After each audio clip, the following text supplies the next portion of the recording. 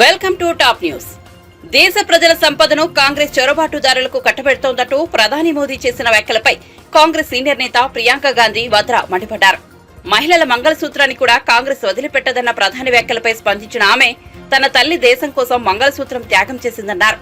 తన అమ్మమ్మ తన బంగారాన్ని యుద్ధం సమయంలో దేశం కోసం ఇచ్చేసిన విషయాన్ని ప్రస్తావించారు. బెంగళూరులో జరిగిన ఓ సభలో ఆమె ప్రజలను ఉద్దేశించి ప్రసంగిస్తూ ఈ కామెంట్స్ చేశారు. इंदिरा गांधी ने अपना सोना जब जंग हुई थी अपना सोना देश को दिया. मेरी मां का मंगलसूत्र इस देश को कुर्बान हुआ है. कैसी कैसी बहकी बहकी बातें. पिछले 2 दिनों में अब ये शुरू हुआ है कि कांग्रेस पार्टी चाहती है कि आपके मंगलसूत्र और आपका सोना आपसे छीन ले. 70 सालों से ये देश स्वतंत्र है. 55 सालों के लिए कांग्रेस की सरकार रही है. किसी ने आपसे सोना छीना, आपके मंगलसूत्र छीने. इंदिरा गांधी ने अपना सोना जब जंग हुई थी अपना सोना देश को दिया. मेरी मां का मंगलसूत्र इस देश को कुर्बान हुआ है. और अगर मोदी जी मंगलसूत्र का महत्व समझते तो वो ऐसी अनैतिक बातें नहीं करते.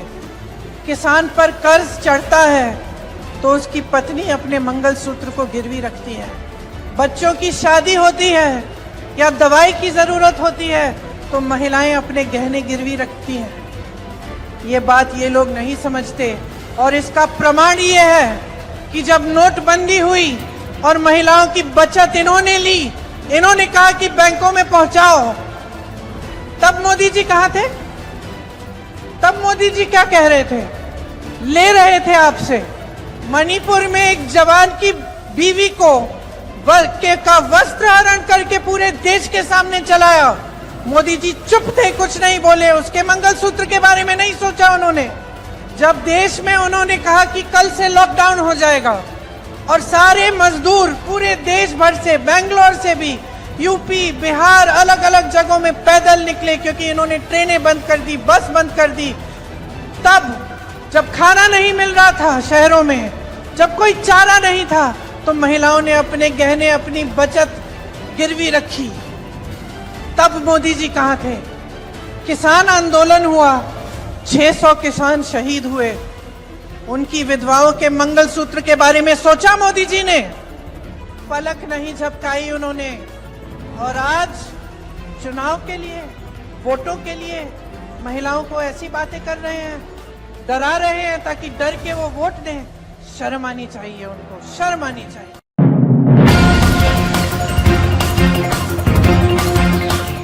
సజ్జల చిరంజీవి జోలికి రావద్దు. చిరంజీవి పద్మ విభూషణ్ గ్రహీత, దాదాసాహెబ్ ఫాల్కే అవార్డు గ్రహీత. అలాంటి వ్యక్తుల గురించి మాట్లాడే అర్హత నీకు లేదంటూ జనసేనాని పవన్ కళ్యాణ్ ఏపీ ప్రభుత్వ సలహాదారు సజ్జల రామకృష్ణారెడ్డిని ఘాటుగా హెచ్చరించారు. సజ్జల ఆధిపత్య ధోరణి మంచిది కాదు. చిరంజీవి గారి గురించి మాట్లాడేటప్పుడు ఒళ్ళు దగ్గర పెట్టుకుని మాట్లాడమని మాస్ వార్నింగ్ ఇచ్చారు. వైసీపీ వాళ్ళు రేబీస్ వచ్చిన కుక్కల్లా తయారయ్యారని, తమను తోడేళ్లు అంటున్న వారు రేబీస్ వచ్చిన కుక్కలు అని విమర్శించారు. పద్మవిభూషణ్ బిరుదాంకితుడు రజనీకాంత్ గారు కూడా దాదాసాహెబ్ ఫాల్కే అవార్డు గ్రహీత. మీ నైజం ఏంటంటే ఎవ్వరు కూడా ఎవరిని మెచ్చుకోకూడదు. ఉప్పాడలో ఉండే ఒక రైతు మన కూర్చో, ఒక మత్స్యకారుడు నా బోటుకి వలలకి రాయితీ ఇవ్వలేదంటే వాళ్ళని బెదిరిస్తాం.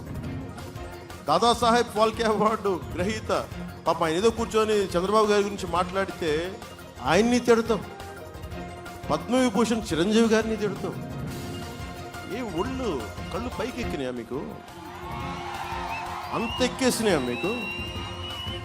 సజ్జల రామకృష్ణారెడ్డి గారు మీకు ఒకటి చెప్తున్నా.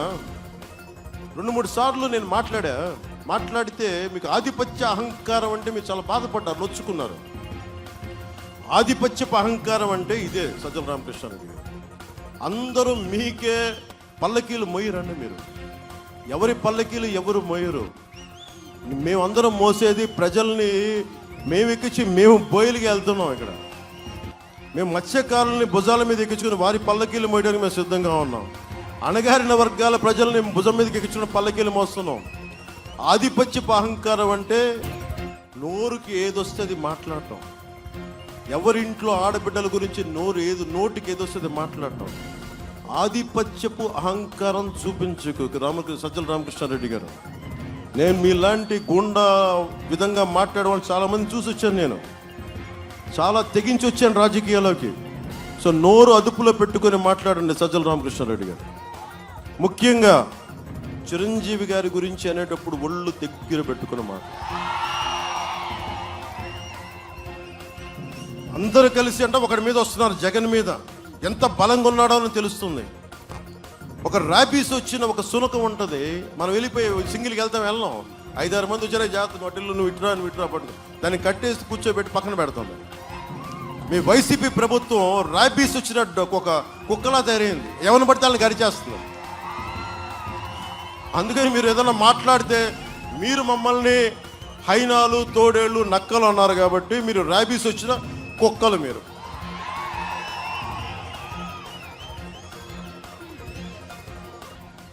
అందుకని మనస్ఫూర్తిగా సజ్జల రామకృష్ణారెడ్డి గారు ముఖ్యంగా అర్థం చేస్తున్న పెద్ద మనసుతోటి కొంచెం మాటలు నియంత్రించుకోండి.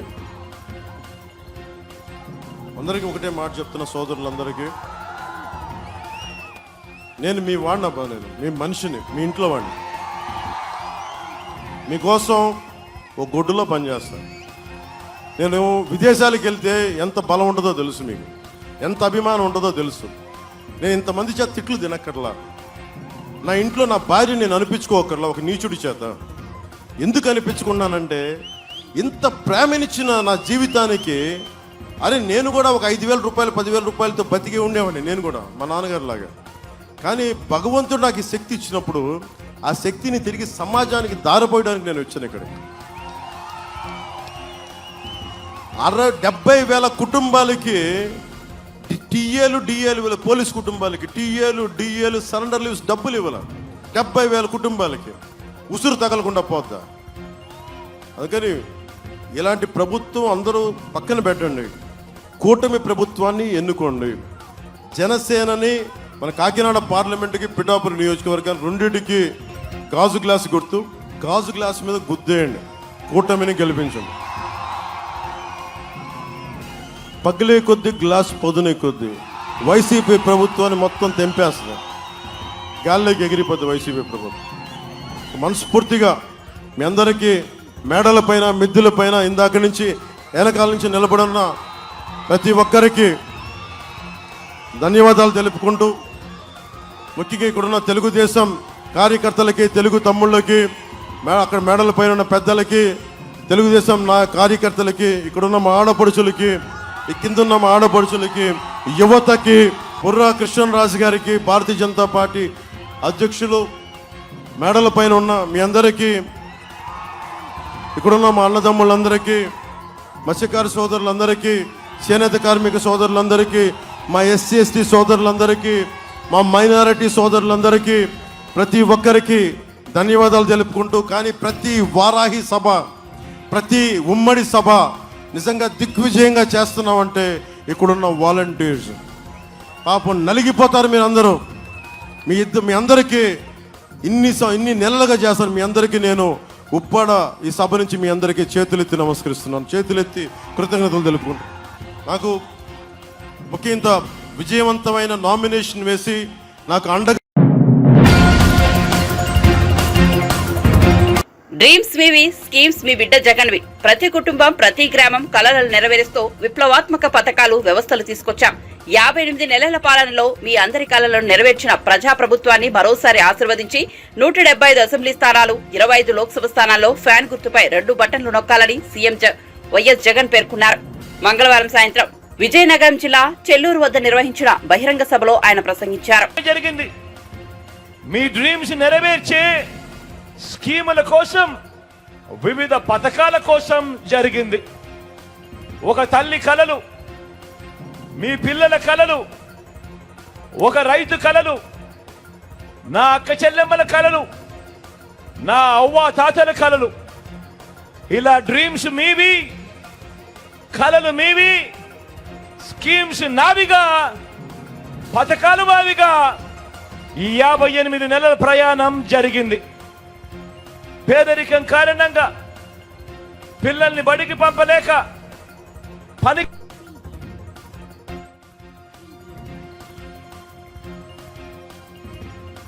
చూశాను. అలాంటి ప్రతి నిరుపేద తల్లి కలను నిజం చేయటానికే పుట్టింది ఓ జగనన్న అమ్మ ఒడి అనే పథకం అని కూడా ఈ సందర్భంగా చెప్పడానికి గర్వపడతా ఉన్నా.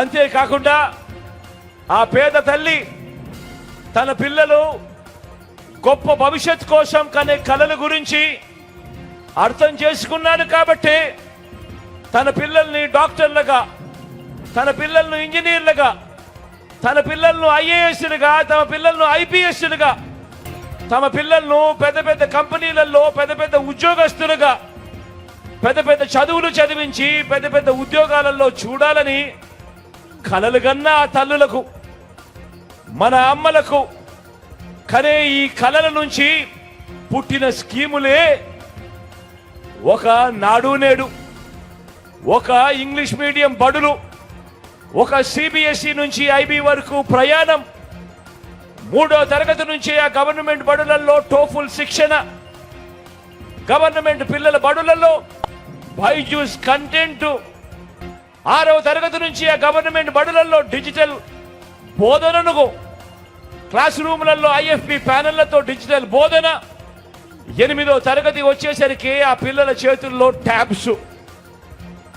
పెద్ద చదువుల కోసం ఏ తల్లి ఇబ్బంది పడకుండా, అప్పుడు పాలయ్యే పరిస్థితి రాకుండా ఈరోజు పెద్ద చదువులు చదువుతా ఉన్న పిల్లలు, ఇంజనీర్లు, డాక్టర్లు, డిగ్రీలు వంటి పెద్ద పెద్ద చదువులు చదువుతా ఉన్న పిల్లలు ఏకంగా 93% మందికి ఈరోజు విద్యా దీవెన, వసతి దీవెన, ఒక డిగ్రీలో కరికులంలో మార్పులు తీసుకొస్తూ విదేశీ విశ్వవిద్యాలయాలలో సర్టిఫైడ్ ఆన్లైన్ వర్టికల్స్ ను, ఆ విశ్వ విద్యాలయాలకు సంబంధించిన కోర్సులు మన డిగ్రీలతో అనుసంధానం చేయడం, మన డిగ్రీలలో మ్యాండేటరీ ఇంటర్న్షిప్ తీసుకొని రావడం, ఇవన్నీ కూడా నా అక్క చెల్లెమ్మలు ఆ పిల్లలు కంటున్న ఆ డ్రీమ్స్ నుంచి వచ్చిన మీ జగనన్న స్కీమ్స్ అని కూడా ఈ సందర్భంగా సగర్వంగా తెలియజేస్తా ఉన్నాను.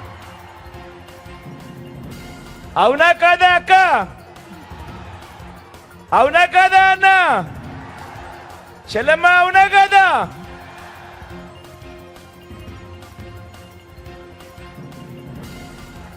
డ్రీమ్ పేదింటి అమ్మది, స్కీమ్ మీ జగన్ది, మీ బిడ్డది.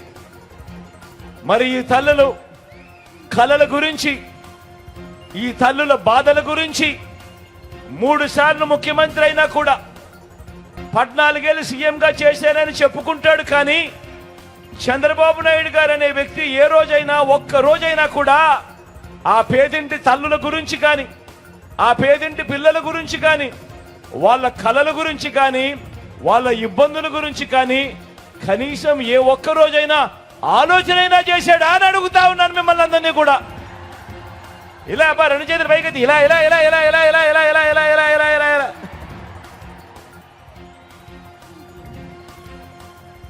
చదివించే తల్లిదండ్రుల ఆ పేద పిల్లల భవిష్యత్తుకు అండగా ఉండాలన్న ఆలోచన 3 సార్లు సీఎంగా చేసిన చంద్రబాబుకు ఎందుకు రాలేదు అని అంటే, ఎందుకు రాలేదు అని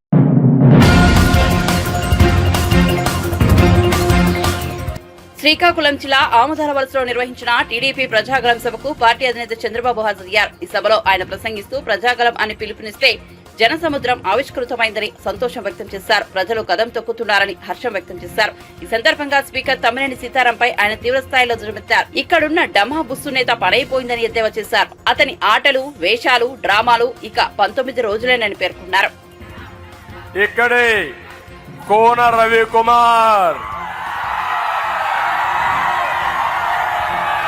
ఆముదాల వలస బుల్లెట్,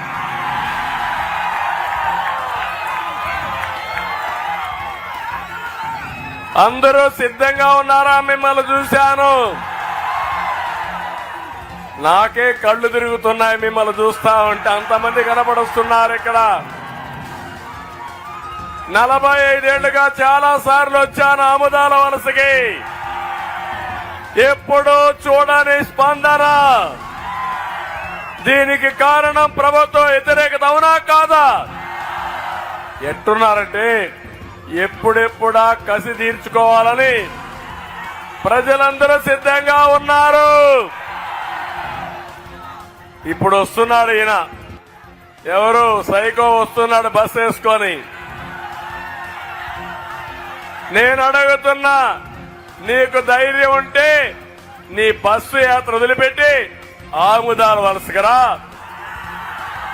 పబ్లిక్ మీటింగ్ పెడతాం, ప్రజలు అడిగే ప్రశ్నలకు సమాధానం చెప్పు, ఆ తర్వాత ఓటు అడగమని చెప్తున్నా. వాస్తవనా కదా తమ్ముళ్ళు అడుగుతున్నా. బిర్యానీ పెట్టి హాఫ్ బాటిల్ లిక్కర్ ఇచ్చి 500 రూపాయలు డబ్బులు ఇచ్చి మనుషులు దొరకొస్తే ఓట్లు వేస్తారా తమ్ముళ్ళు? ఓట్లు పడతాయా అని అడుగుతున్నా. కాదు, రివర్స్ అవుతుంది. అదే ఈరోజు జరుగుతా ఉంది. నేను అడుగుతున్నా, ఈ సైకో ముఖ్యమంత్రిని ఉత్తరాంధ్రకు వచ్చావు, ఈ ఉత్తరాంధ్రకు ఏమి చేశావో సమాధానం చెప్పమని క్వశ్చన్ చేస్తున్నా. నేను మిమ్మల్ని అందరూ అడిగేది, 1 ఎకరాకు నీళ్లు ఇచ్చాడా తమ్ముడు అని మిమ్మల్ని అడుగుతున్నా. ఏమో మా ఆడబిడ్డలకు మంచినీళ్లు ఇచ్చాడా అని మిమ్మల్ని అడుగుతున్నా. మహేంద్ర తన ఆఫ్ షోర్ ప్రాజెక్ట్ ని నేను 553 కోట్లు ఇస్తే జగన్ 5 ఏళ్లలో 1 రూపాయి కూడా ఇవ్వకుండా ఎక్కడ వేసిన పని అక్కడే ఉండిపోయే పరిస్థితి వచ్చింది. నేను అడుగుతున్నా, నేను గానుంటే వంశధార నాగావళి అనుసంధానం పూర్తయ్యేదా లేదా అని మేము అడుగుతున్నాను. అది పూర్తి చేస్తుంటే ఆమిదాల వలస బాగుపడేది. నా కళ అది. అది చేయకుండా దుర్మార్గుడు అది కూడా నిలిపేసే పరిస్థితికి వచ్చాడు. నేను ఆ రోజు ఉత్తరాంధ్రకు 2000 కోట్లు ఖర్చు పెట్టాను. జగన్, నువ్వు ఇక్కడికి వస్తున్నావు, ఎంత ఖర్చు పెట్టావని అడుగుతున్నా. నువ్వు పెట్టింది తమ్ముళ్ళు, మా తమ్ముళ్ళు చాలా హుషారుగా ఉన్నారు. నాకంటే ముందుగా మా తమ్ముళ్ళు నేను ఎప్పుడెప్పుడు సీఎం కావాలన్నా, మాకు ఉద్యోగం ఎప్పుడు వస్తుందా అని మా తమ్ముళ్ళు చూస్తున్నారు. తమ్ముళ్ళు, జాబు రావాలంటే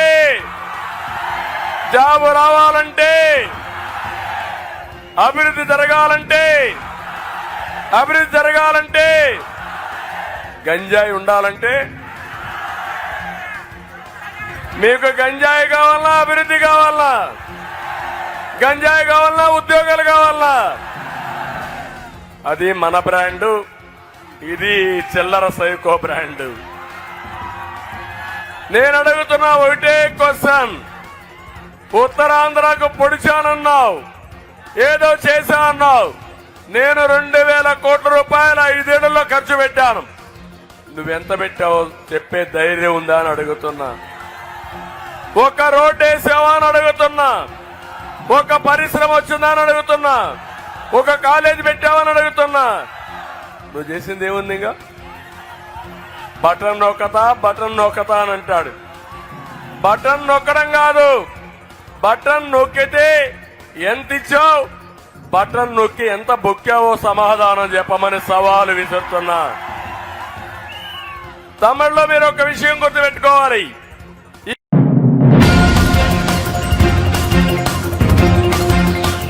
బీఆర్ఎస్ నేతలు మొదట తన పార్టీ ఎమ్మెల్సీ కవితకు బెయిల్ ఎలా తెచ్చుకోవాలో ఆలోచిస్తే బాగుంటుందని మంత్రి కోమటిరెడ్డి వెంకటరెడ్డి చురకలనిచ్చారు.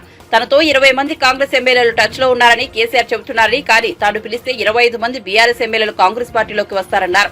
మంగళవారం ఆయన మీడియాతో మాట్లాడుతూ లోక్సభ ఎన్నికల్లో బీజేపీ 2 లేదా 3 సీట్లు గెలుచుకోవచ్చునని జోస్యం చెప్పారు. మెదక్లో బీఆర్ఎస్ 3వ స్థానంలో నిలుస్తుందన్నారు. BRS 1 seat గెలవలేదన్నారు. 64 మంది ఉన్నాం మేము, 45 వచ్చింది బీఆర్ఎస్ వాళ్ళు. మేము రమ్మంటే మొత్తం 25 మంది ఇప్పుడే వస్తట్టు.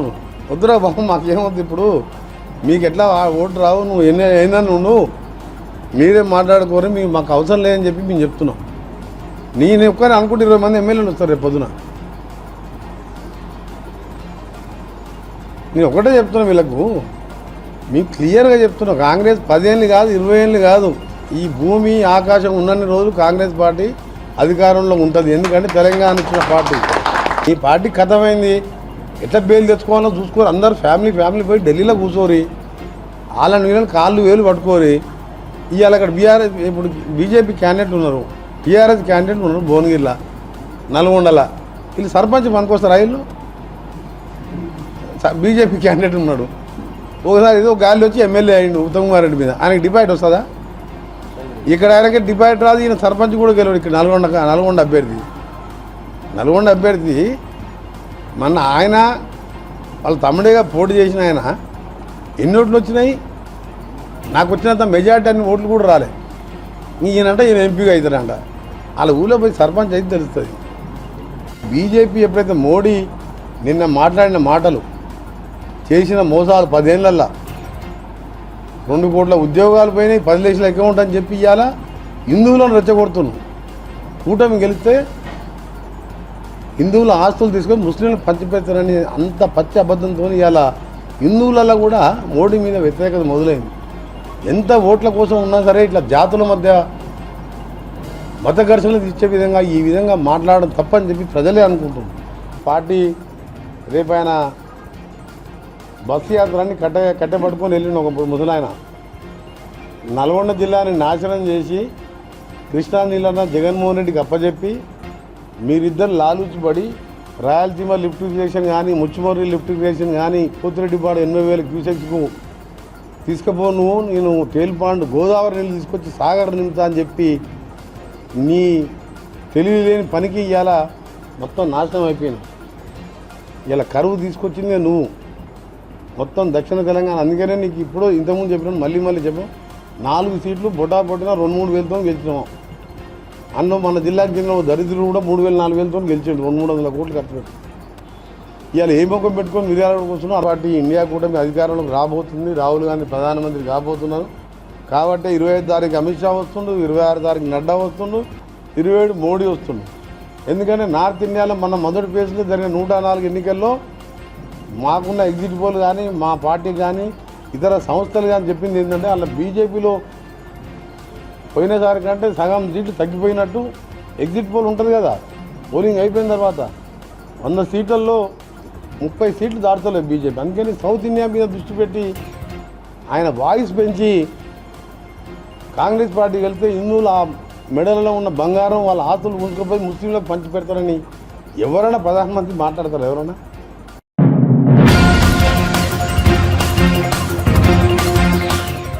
ఐదేళ్లలో ఒక్క జాబ్ క్యాలెండర్ కూడా ఇవ్వలేని జగన్ మళ్లీ ప్రజల్ని మోసం చేయడానికి సిద్ధమంటున్నారని ఏపీపీసీసీ అధ్యక్షులు వైఎస్ షర్మిల ఎద్దేవా చేశారు. ప్రజల అవసరాలు పట్టించుకొని వైఎస్ఆర్సీపీ ఎమ్మెల్యేలకు జనం ఎందుకు ఓట్లు వేయాలని ప్రశ్నించారు. బాపట్ల జిల్లా కర్లపాలెంలో జరిగిన బహిరంగ సభలో ఆమె ప్రసంగించారు.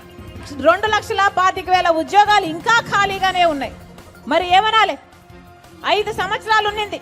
5 సంవత్సరాలలో ఎప్పుడు భర్తీ చేయకూడదు? మరేం చేశారన్నా? 5 సంవత్సరాలు వీళ్ళు పని చేసినట్ట? 5 సంవత్సరాలు ఏం చేశారు? గుట్టి గుర్రాలకు పళ్ళు దోమారా? గాడిదలు కాసారా? ఏం చేసినట్టు ఆలోచన చేయండి. మెగా డిఎస్సీ ఇస్తానన్నాడు జగన్మోహన్ రెడ్డి గారు. టీచర్ ఉద్యోగాలు 23,000 ఉద్యోగాలు ఖాళీగా ఉంటే 6,000తో ఒక దగా డిఎస్సీ 6,000తో నోటిఫికేషన్ ఇచ్చారు. అది కూడా ఇక ఎన్నికలు 2 నెలలు ఉన్నాయనంగా 5 సంవత్సరాలలో ఎప్పుడు ఇచ్చిండకూడదు నోటిఫికేషన్? ఆఖరికి 2 నెలలు ఉందనంగా నోటిఫికేషన్ ఇస్తే ఈ పరీక్షలు ఎప్పుడు కావాలి? వాళ్ళకు ఉద్యోగాలు ఎప్పుడు రావాలి? ఇదేమన్నా అయ్యేనా సచ్చేనా? 5 సంవత్సరాలు ఏం చేశారు? ఆఖరికి కుంభకర్ణుడైనా 6 నెలలు నిద్రపోతాడు, 6 నెలలు పనిచేస్తాడే. మరి జగన్మోహన్ రెడ్డి గారు ఏం చేశారు? 5 సంవత్సరాలు నిద్రపోయారు, 5 సంవత్సరాలు కోటలు కట్టుకొని బతికారు. ఇప్పుడు ఎలక్షన్లు వచ్చాయి కాబట్టి ఇప్పుడు నోటిఫికేషన్లు ఇస్తాడట. ఇప్పుడు సిద్ధమని బయలుదేరారు. దేనికి సిద్ధం అమ్మా? మళ్ళీ 20 లక్షలు ఇల్లు కడతానని చెప్పి పేదలను మోసం చేయడానికి సిద్ధమా? పూర్తి మద్యపాన నిషేధం చేస్తానని చెప్పి మళ్ళీ మిమ్మల్ని మోసం చేయడానికి సిద్ధమా? ఏం చెప్పాడమ్మా జగన్మోహన్ రెడ్డి గారు? 5 సంవత్సరాల క్రితం పూర్తి మద్యపాన నిషేధం చేస్తానని చెప్పలేదా? మరి రాజశేఖర రెడ్డి గారి కొడుకే మాట తప్పని మడమ తప్పని రాజశేఖర రెడ్డి గారి కొడుకు అయ్యుండి పూర్తి మద్యపాన నిషేధం చేయకపోతే నేను వచ్చి ఓట్లే అడగనన్నాడు కదా జగన్మోహన్ రెడ్డి గారు. చేశాడా పూర్తి మద్యపాన నిషేధం? అయిందా తల్లి? మేనిఫెస్టోలో పెడుతున్నాను అన్నాడు. మేనిఫెస్టో అంటే నాకు బైబిల్తో సమానము, ఖురాన్తో సమానము, భగవద్గీతతో సమానం అని చెప్పాడు జగన్మోహన్ రెడ్డి గారు. ఈరోజు సర్కారే అంటే జగన్మోహన్ రెడ్డి గారు స్వయంగా తయారు చేసి అమ్ముతున్న మద్యమే అమ్ముతున్నారు ఈరోజు మన రాష్ట్రం. ఏం అమ్ముతున్నారు? భూమట, స్పెషల్ స్టేటస్ అట, డిఎస్సి అట, క్యాపిటల్ అట, అంతా మొత్తం నాసి రకం మందు తాగి పక్క రాష్ట్రాల కంటే మన రాష్ట్రంలో 25% మంది ప్రజలు ఎక్కువ చచ్చిపోతున్నారు. కిడ్నీలు, లివర్లు చెడిపోయి. ఎవరు చెక్ చేస్తున్నారు? ఒక హెల్త్ చెకప్ లేదు, ఒక క్వాలిటీ చెక్ లేదు. ఏమన్నా పద్ధతా పాడా? సర్కారే అమ్ముతుంది ఇలాంటిది. వాళ్ళు ఏది అమ్ముతే అదే కొనాలట, వాళ్ళు ఎంతకు అమ్ముతే అంతకే కొనాలట. ఇది ఎక్కడ పద్ధతి? మళ్ళీ చెప్తున్నాం, వీళ్ళు కాదు రాజశేఖర్ రెడ్డి గారి ఆశయాలను నిలబెట్టేది.